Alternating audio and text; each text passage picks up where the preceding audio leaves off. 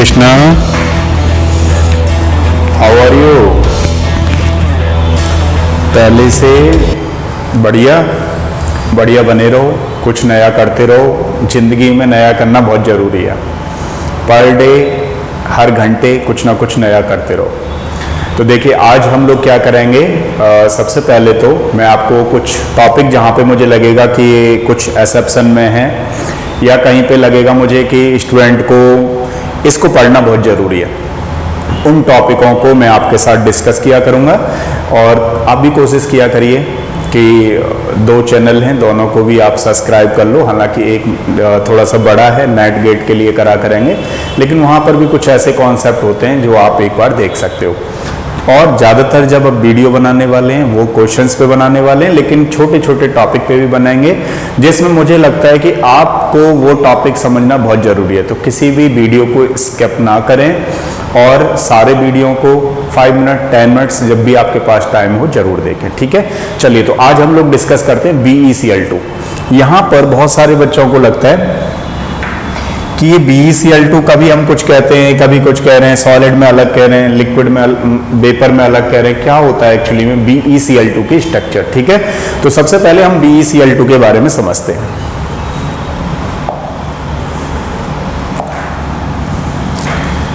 देखिए ये alkaline metal का एलिमेंट है। एल्कलाइन मतलब S ब्लॉक का सेकंड बेरिलियम है ना। एल्कलाइन हैलाइड्स है, इसको हम लोग बोलते हैं बेरिलियम क्लोराइड।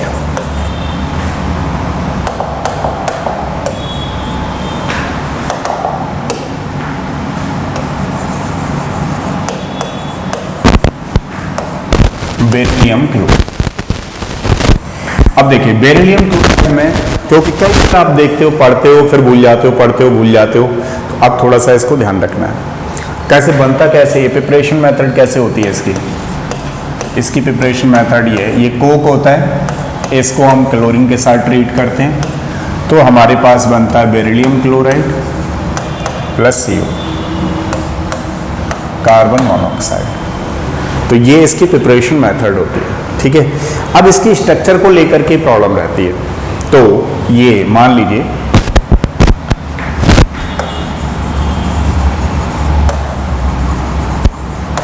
ठीक है, इसकी स्ट्रक्चर के बारे में अगर हम देखें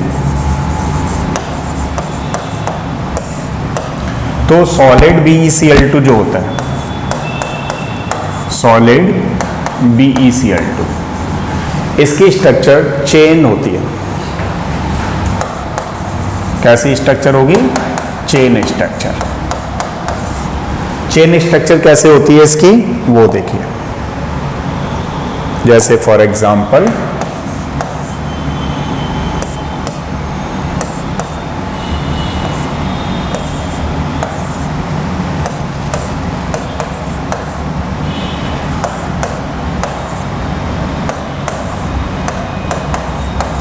इसको बोलते हैं हम चेन स्ट्रक्चर, ठीक है।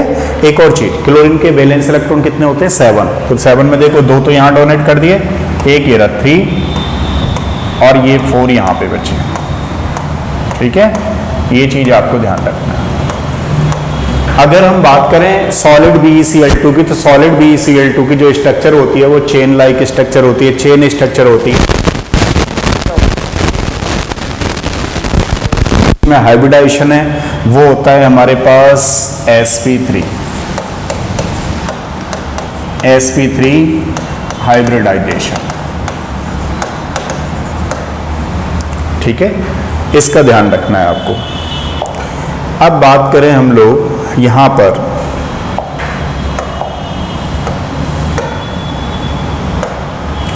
ये जो सॉलिड BeCl2 है, ये सॉलिड BeCl2 हमारे पास क्या है? sp3 हाइब्रिडाइजेशन है। अगर हम बात करें वेपर फेज में,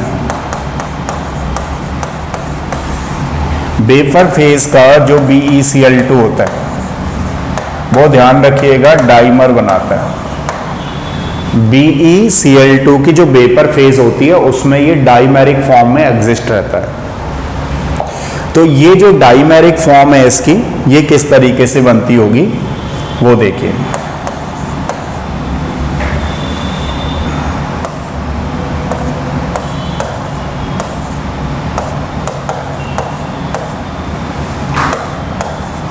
इसको बोलते हैं हम इसकी डाइमेरिक फॉर्म,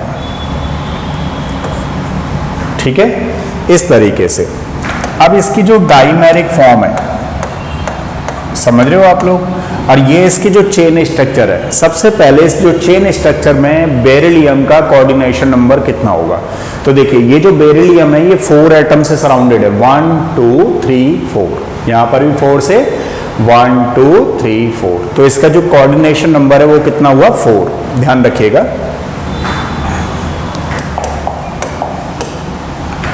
कोऑर्डिनेशन नंबर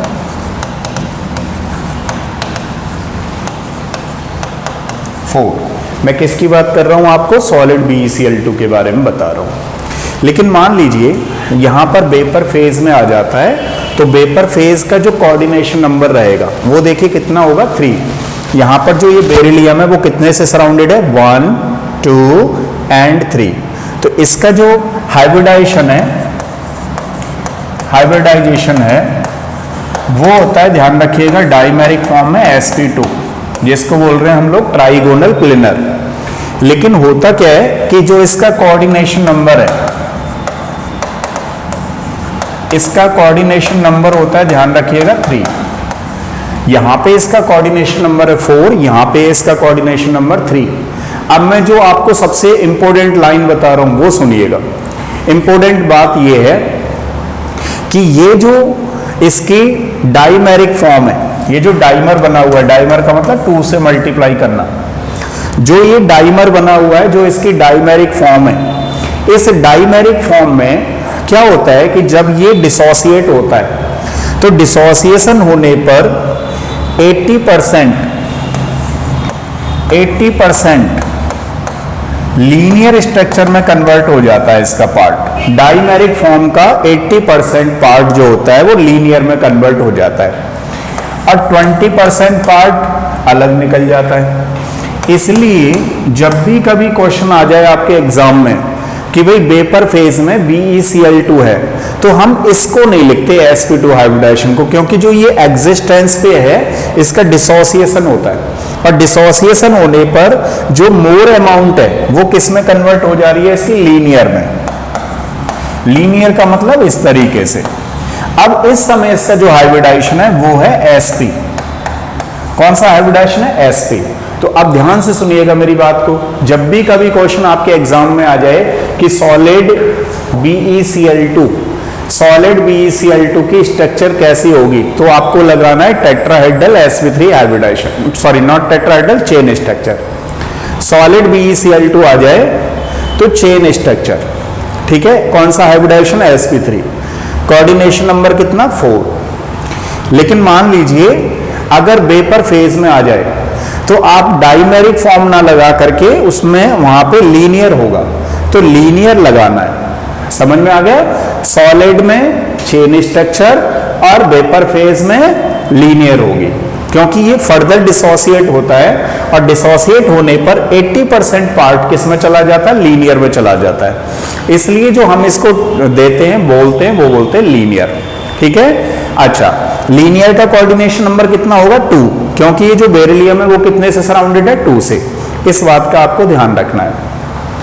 अब देखिए होता क्या है, जो हमारे पास ये जो एनहाइड्रस बना हुआ है, बेरिलियम क्लोराइड एनहाइड्रस बना हुआ है, अब ये वाटर से रिएक्शन करता है,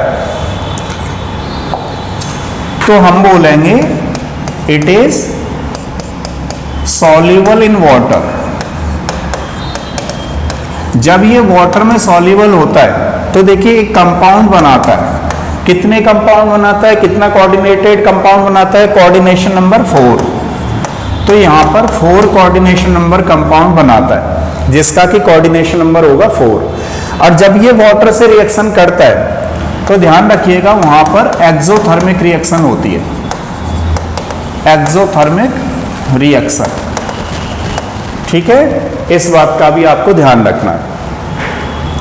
अब थोड़ा सा मैं आपको और बताऊं एक और चीज, कि मान लीजिए यहां पर जब ये डिसोसिएट होता है, जब ये डिसोसिएट होता है तो यहां पर एक छोटी सी चीज और मैं आपको समझाना चाह रहा हूं। यहां पर क्या होता है कि ये लिगेंड्स है। अच्छा, इसकी सॉल्युबिलिटी क्या पहले बताते हैं, पहले डिस्कस कर लेते हैं इसकी और सॉल्युबिलिटी के बारे में, फिर मैं आपको इसका लिगेंड के बारे में बताता हूं। ठीक है, 2 पॉइंट और आप क्लियर करिए। ये इनसॉल्युबल होता है, beryllium chloride is insoluble in benzene, CH2 and chloroform CaCl3, जिसको हम क्या बोलते हैं, क्लोरोफॉर्म। ध्यान से सुनिएगा, ये मेन इंपॉर्टेंट पॉइंट है जो चल रहा है सॉल्युबिलिटी वाला।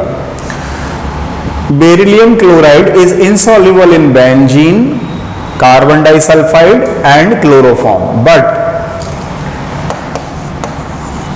soluble in अमोनिया, है ना, और अमोनिया के डेरिवेटिव एमीन्स, एमीन्स बोल देते हैं। ठीक है, एसीटोन, एसीटोन क्या होता है, CH3 का होल ट्वाइस CO, इसको बोलते हैं एसीटोन। और नाइट्रोमीथेन,